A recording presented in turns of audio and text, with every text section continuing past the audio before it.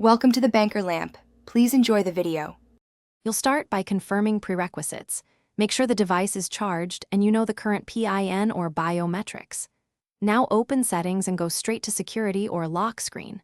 Once there, locate Change Screen Lock or Password. Tap it to initiate. You're doing this to protect data and avoid accidental lockouts, so pay attention when authenticating. If prompted, enter your existing code to verify.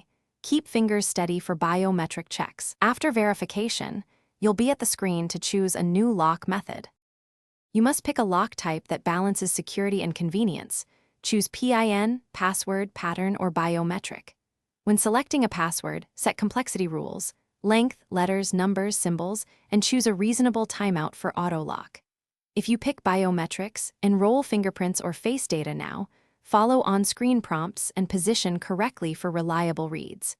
Make sure to add a backup PIN or password and fill in emergency contact info. This prevents permanent lockout and helps first responders if needed. Finalize by confirming the new credentials and re-entering them when prompted, because verification ensures no typos. Once done, lock the screen and test unlocking 2 to 3 times, and then reboot to confirm persistence. Make sure biometrics are fast and reliable from different angles.